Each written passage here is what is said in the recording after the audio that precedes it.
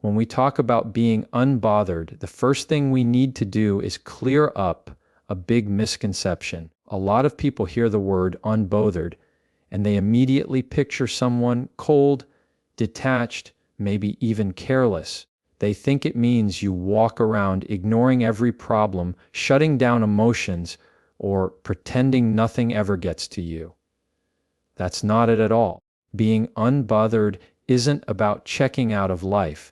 It's about checking into yourself.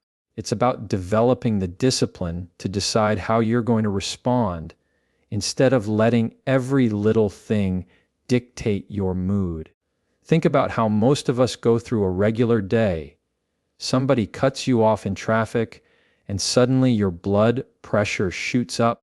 A co-worker makes a passive comment in a meeting, and now it's replaying in your head for hours. A family member says something sideways, and before you know it, you've got a knot in your chest, rehearsing comebacks you'll probably never say. We spend so much of our mental energy letting these small, temporary moments hijack our peace. And here's the truth. Most of the time, the actual moment is gone, the car has already sped off, the meeting has moved on, the conversation is over, but we carry it with us because we haven't trained ourselves to let go. That's why being unbothered is powerful. It means you've built a kind of emotional filter. Instead of letting everything come through raw and unprocessed, you pause and say, wait a second, do I really want this to take up space in me? You're not ignoring life, you're choosing how to live it. Now, this doesn't happen overnight. It takes practice, it takes awareness, and it takes a decision to stop giving away your peace so cheaply. Here's an example. Imagine someone throws a ball at you unexpectedly. Instinct says, catch it. But what if the ball is covered in mud? Do you still catch it, or do you step back and let it drop? That's how words, situations, and annoyances come at us every single day. People are going to throw things your way, comments, criticisms, drama, negativity, and your instinct might be to grab it, hold on to it, make it yours. But training yourself to be unbothered means recognizing when to let it drop. Because once you hold on to it, now the mess is yours to clean up. And here's where the real strength comes in, learning that your peace is not up for grabs. When you're unbothered, you're not saying, I don't care about anything. You're saying, I care too much about my energy, my growth, my purpose to let this moment derail me. That's a huge difference. People who confuse unbothered with careless usually haven't experienced what it feels like to have your peace consistently stolen by outside noise. When you finally take that peace back, you realize it's the most valuable thing you have. Now, don't get me wrong. Life is going to bring things you can't just brush off. There will be real challenges, real conflicts, real heartbreaks. Being unbothered doesn't mean you turn your back on those. It means when the small stuff comes knocking, and most of it is small stuff, you don't open the door. You save your energy for the things that truly matter. Think about the last argument you had that left you drained. Did it actually change the outcome? Did it bring you closer to the solution? Or did it just take hours of your day you'll never get back? When you train yourself to be unbothered, you start asking those questions before you step into the conflict. And 9 times out of 10, you'll find it's not worth it. That's not weakness, that's wisdom. So, as we set the stage for everything else we'll talk about today, I want you to hold on to this idea: being unbothered is about control. Not controlling other people, not controlling the world around you, but controlling yourself. The way you think, the way you feel, the way you respond, that's where your real power lies. The world doesn't need to get softer for you to feel stronger. You need to get sharper in how you handle it. Once you understand this, the rest of the pieces start to fall in place. Because the goal isn't to live in a world where nothing bothers you. The goal is to live in a world where things can try, but they don't succeed. And that right there is freedom. One of the biggest reasons people struggle to be unbothered is because they've tied their peace to something they can't control. What other people think of them. And let's be honest, it's exhausting. You wake up, put on your clothes, and wonder, what will they think about this? You post something online, then keep checking back to see who liked it, who didn't, who made a comment. You walk into a room, and instead of being present, you're scanning faces, reading expressions, trying to figure out if people are judging you. That constant loop of needing validation, of measuring yourself by somebody else's opinion, is the fastest way to stay bothered all the time. Here's the truth: you will never win that game. No matter what you do, someone will always think it's not enough, not right, not their way. And if you live your life trying to win everyone's approval, you've already lost your own. That's why detaching from external validation is one of the most important steps in training yourself to be unbothered. Because the moment you realize you don't need their approval to move forward, you start walking lighter, you start thinking clearer, and you start living freer. Now, let's get real. We all like approval. We all like recognition. It feels good when people cheer for us. But here's the problem: when you start relying on that feeling, when your confidence depends on somebody else's applause, you're building your house on sand. Because the moment the applause stops, the moment the crowd changes its tune, everything you built starts to collapse. If your self-worth rises and falls with public opinion, you'll never feel steady. So how do you break that cycle? You start by reminding yourself that most criticism is more about the critic than it is about you. People project their own fears, insecurities, and frustrations outward. If they feel small, they'll try to make you feel small. If they're threatened by your growth, they'll try to shrink it. If they can't control their own life, they'll try to control yours with their words. When you see it through that lens, their opinion loses power. You stop taking it as truth and you start seeing it as noise. Let me give you an example. Imagine you're climbing a mountain. You're halfway up, sweaty, tired, but focused, and someone standing at the bottom starts yelling, "You're doing it wrong! You'll never make it!" Why even try? Now here's the question: are they climbing? No. They're standing still. They're not where you are. They don't see what you see. And yet, you're tempted to turn around and pay attention to them. That's what happens in life. People at the bottom love to shout at people who are climbing. But when you detach from their validation, you stop turning around. You keep climbing. And let's talk about compliments for a second, because they can be just as tricky as criticism. If you let compliments build you too high, you're setting yourself up for a fall the moment someone doesn't agree. Think about it. If you believe all the praise, you'll also believe all the negativity.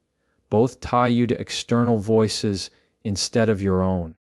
The goal isn't to reject compliments or pretend they don't matter. The goal is to receive them with gratitude, but not let them define you. Because the same way applause can come, it can go, and you can't build your identity on something so temporary. Here's a simple shift. Instead of asking, "Do they like me?"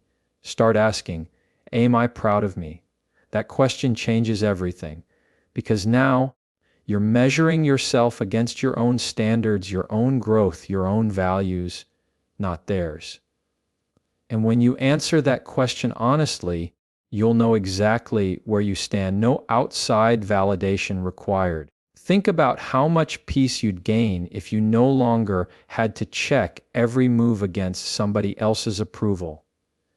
How many risks would you take? How much more authentic would you be? How much freer would you feel to live your life?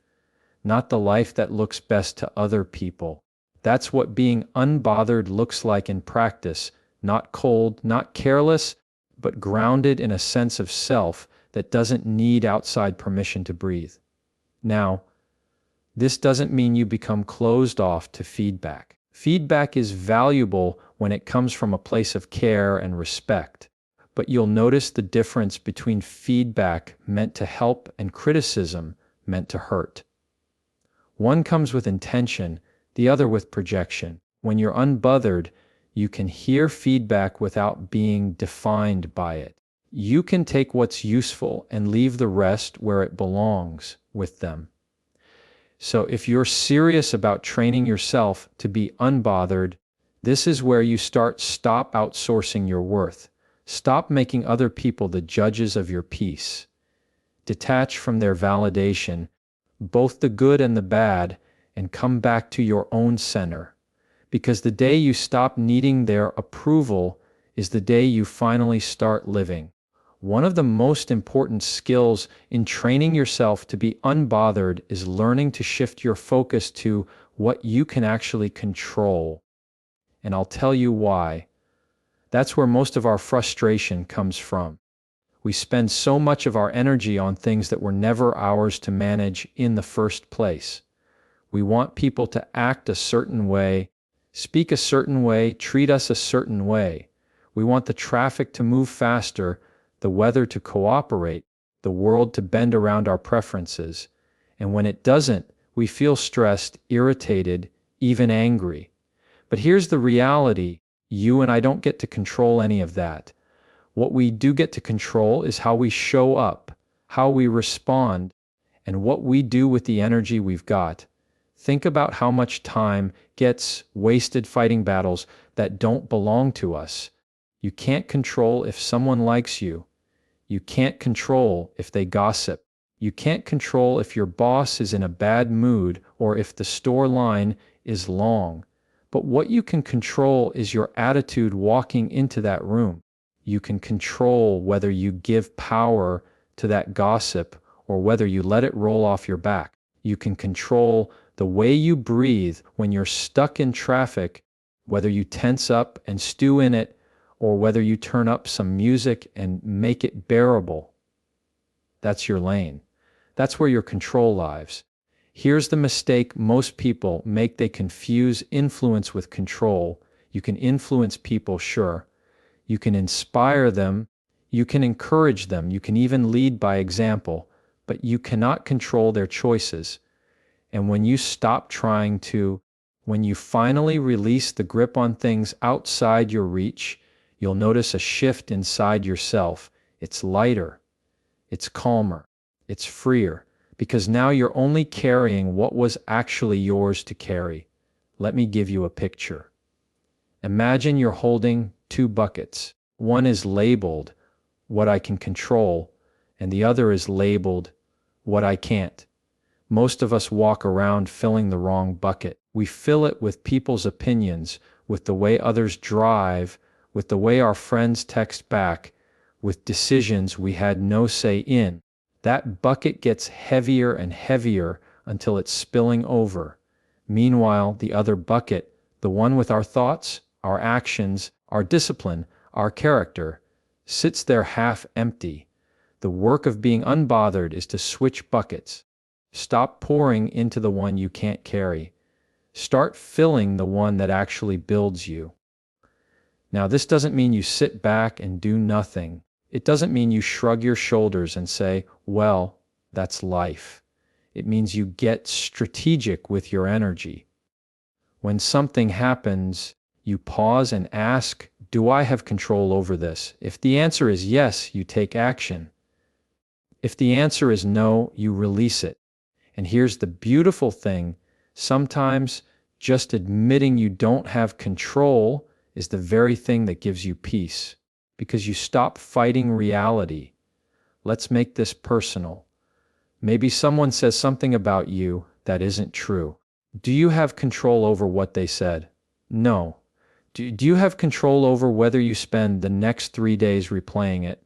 Yes. Maybe your boss overlooks your effort. Do you have control over their recognition? No. Do you have control over whether you keep showing up, keep learning, keep sharpening your skills? Yes, that's where you win, by pouring your time and energy into the things that belong to you. And here's where it gets powerful. When you focus on what you can control, your influence actually grows. People notice your calm when everyone else is panicking. They notice your consistency when everyone else is distracted. They notice your peace when everyone else is chasing approval. That doesn't come from luck, it comes from discipline. The discipline of saying, "This is mine, that is not. I'll handle what's mine and let go of the rest." Now, don't expect this to come naturally. Everything in you will want to react. Everything in you will want to fix, to argue, to prove. But the more you practice this shift, the more automatic it becomes. And soon enough, you'll start to notice something. Life gets a lot quieter on the inside, even if it's loud on the outside. That's what being unbothered is all about. Not silence around you, but peace within you. So, if you want to protect your peace, if you want to stop being yanked around by every situation and every person, start with this simple truth. You cannot control the waves, but you can control how you sail. When you're training yourself to be unbothered, one of the most valuable tools you can develop is the ability to reframe the way you see things. Because here's the truth, life is never going to stop throwing challenges at you. People aren't going to suddenly become kinder. Situations aren't going to suddenly become easier. Stress isn't going to just vanish. What changes is how you interpret those moments, how you choose to look at them, and what you decide they mean for you. That's where reframing comes in. Most of us live on autopilot when it comes to our reactions. Something happens, we label it instantly good, bad, fair, unfair. Someone cuts you off, and it's automatically disrespectful. A coworker doesn't acknowledge your effort, and it's ungrateful. You fail at something, and it's embarrassing. The problem is those snap labels don't just describe the event. They decide how you feel about it. And once you give something a label, your emotions will follow that label wherever it goes. But what if you stopped and asked, is there another way to see this? Is there another meaning I can give this moment? That's the power of reframing. Think about it like glasses. If you put on a pair of glasses with scratched up lenses, everything you look at will feel cloudy, frustrating, hard to see.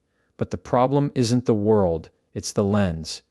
Change the lens and the view changes. Reframing is changing the lens you're using on life. Here's a simple example. You're stuck in traffic.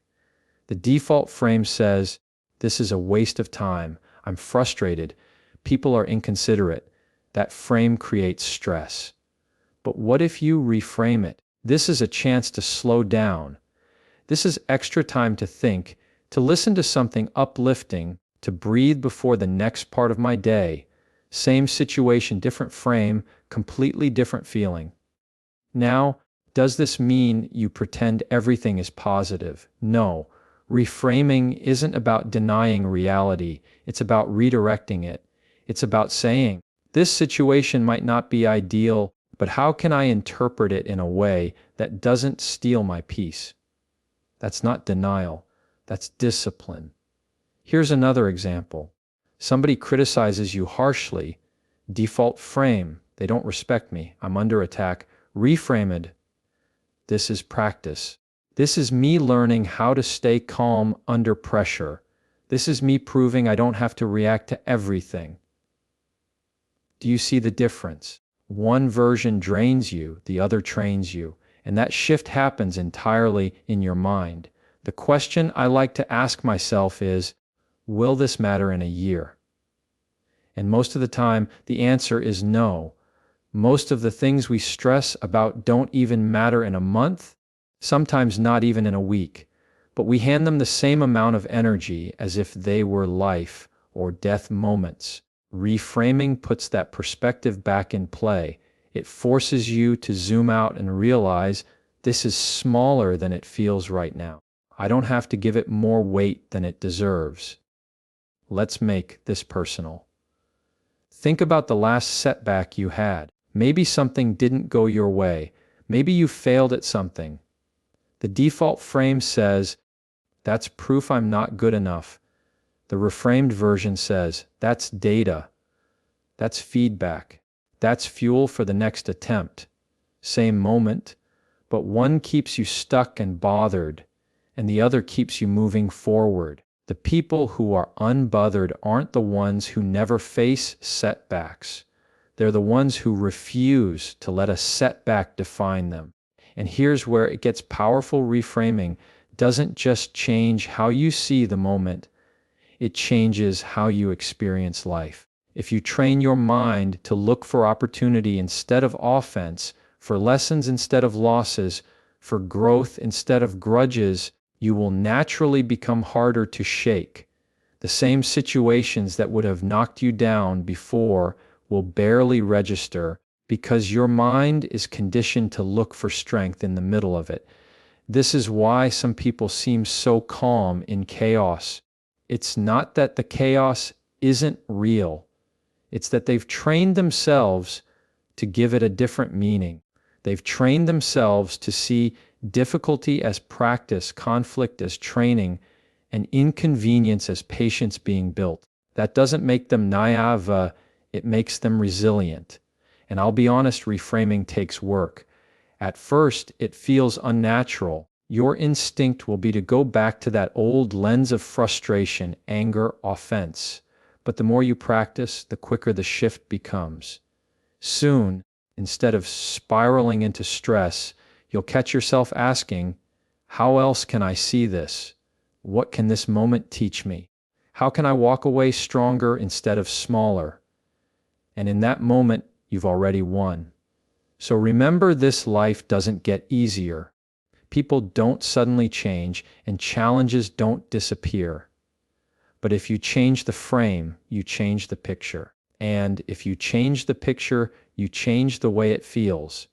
If you really want to be unbothered, you've got to learn the art of boundaries and the discipline it takes to hold them. Because let's face it, most of the chaos that bothers us doesn't come from strangers on the street. It comes from the people closest to us, the ones who know our buttons and press them, sometimes on purpose, sometimes without even realizing it. And if you don't have clear boundaries, if you don't have the discipline to decide what you will and won't give your energy to, then you'll constantly find yourself dragged into conflicts, arguments, and situations that you didn't need to be in. Now, boundaries aren't about shutting people out. They're about protecting what matters most: your peace, your time, your energy. Imagine your life like a house. If you never lock the doors, if you never close the windows, anything and anyone can walk right in. That's what happens when you live without boundaries. Other people's problems, their opinions, their drama, their negativity, it all comes in and settles down in your living room. But when you have boundaries, you're still welcoming, you're still kind, but you're also clear. You decide what comes in, and you decide what stays out. Here's the tricky part. Most of us know we need boundaries, but we struggle to enforce them. Why? Because it takes discipline. It's not easy to walk away from a pointless argument. It's not easy to say no when you've been taught to always say yes. It's not easy to stay calm when someone is baiting you into a fight. But that's exactly what being unbothered requires. The discipline to choose peace over reaction, to choose silence over proving yourself, to choose self-control over giving someone else the satisfaction of pulling you out of character. Think about the last time someone said something to provoke you. Maybe it was a sarcastic comment. Maybe it was criticism delivered with a little edge. In that moment, your instinct is to bite back, to defend yourself, to make sure they don't get the last word. But here's the question: what did that really give you? Did it solve anything? Did it protect your peace? Or did it just pull you into the mess they wanted you in? That's where discipline comes in. Boundaries say, I don't need to show up to every fight I'm invited to. Now, boundaries don't just apply to conflict. They apply to how you spend your time. If you say yes to everything, you'll end up drained, resentful, and spread so thin that you can't even focus on the things that actually matter to you. Being unbothered means having the discipline to say no, not because you don't care about people, but because you care about yourself enough to protect your energy. That no is not rejection, it's respect. Respect for your peace, your goals, your priorities. Here's another layer. Boundaries also mean limiting your exposure to negativity. If you're constantly around people who gossip, complain, or stir up drama, you're going to absorb it whether you like it or not. It's like secondhand smoke. You don't have to be the one lighting the cigarette to end up coughing.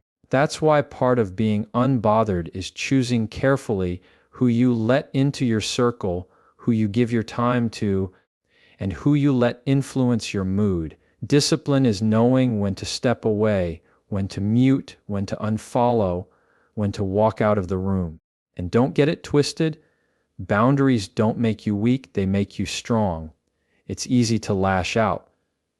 It's easy to argue. It's easy to let people pull you into every little battle. What takes real strength is standing there, calm, collected, and saying, this isn't worth my energy. That's not weakness, that's power.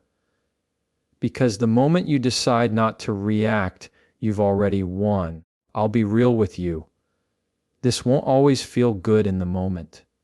Walking away might feel like losing. Saying no might feel uncomfortable. Staying silent might feel like letting them win. But when you zoom out, when you look at the bigger picture, you'll see that every time you hold a boundary, every time you exercise discipline, you're training yourself. You're reinforcing the idea that not everything deserves your attention. You're proving to yourself that peace is more valuable than pride. And that's a lesson that pays off in every area of life. So, if you want to master the art of being unbothered, stop giving your peace away for free. Build boundaries. Practice discipline. Learn to walk away. Learn to say no. Learn to let silence be the loudest response in the room. Because sometimes the strongest move you can make is simply not to play. The ultimate step in training yourself to be unbothered is making peace your default state. Because here's the thing, peace can't just be something you feel once in a while when everything is going right. It has to be a habit, a foundation, the place you live from, not just the place you visit. If you only feel calm when life is calm, you're not unbothered, you're just comfortable. Being unbothered means that even when life gets loud, even when people try to pull you into chaos, even when things don't go your way, you can return to peace automatically, almost like it's muscle memory. Now, peace doesn't just show up on its own. You have to cultivate it. You have to choose it over and over until it becomes second nature. Think about how athletes train. They don't wait for the big game to figure out how to perform. They practice the same movements, the same plays, the same drills until it's instinct. That's what you have to do with peace. You practice it in the small moments so it shows up in the big ones. For example, when someone makes a small comment that could annoy you, that's practice. When traffic is slow, that's practice. When plans change unexpectedly, that's practice. Every one of those little moments is a chance to strengthen your default response. If you treat them like training, then when something bigger comes along, an argument, a setback, a disappointment, you'll already be conditioned to lean into calm instead of chaos. One way to build this habit is through mindfulness, paying attention to how you feel and catching yourself before you spiral. Most of the time, we don't even notice we've given our peace away until it's too late. We're already angry, already bothered, already replaying the situation in our head, but mindfulness slows that process down. It lets you notice, okay, my heart's racing, my jaw's tight, I feel triggered. And in that moment, you get to choose, do I follow this feeling or do I come back to peace? That's the training ground. Gratitude is another way to make peace your default. Because when you're grateful, you naturally focus on what's right instead of what's wrong. And the more you practice that shift, the less power small frustrations have over you. Try it. You're annoyed about something, pause and name 3 things you're grateful for. It's not magic, but it is perspective. And perspective is what keeps you steady. And let's be real, peace also comes from taking care of yourself. It's hard to be unbothered when you're exhausted, overwhelmed, and running on fumes. That's why rest, movement, and reflection matter. They're not luxuries, they're necessities. A tired mind reacts quicker. A worn-out body carries more stress. But when you're rested, when you've taken care of yourself, you naturally respond with more calm. Now, making peace your default doesn't mean you don't feel emotions. It doesn't mean you don't get angry or sad or frustrated. It means those emotions don't take the driver's seat. They can show up, but they don't get to control the direction of your life. Peace is the baseline you come back to after the emotion passes. And the truth is, people will notice this about you. When peace is your default, you stand out, not because you're louder, but because you're quieter in a way that draws people in. In a room full of tension, your calm becomes magnetic. In a conversation full of complaints, your steadiness becomes refreshing. And here's the beauty of it. You're not doing it for them, you're doing it for you. But the impact ripples outward. This isn't easy. It takes discipline. It takes saying no to old habits. It takes resisting the urge to jump into every conflict or hold on to every offense. But the more you practice, the more natural it becomes. And one day you'll notice you're not even trying. It's just who you are now. Peace is no longer something you chase. It's something you carry. So remember this, the world around you will always be noisy, unpredictable, and full of reasons to lose your cool. But when you train yourself to make peace your default state, none of that noise has the power to shake you. Because calm isn't just what you feel, it's who you are.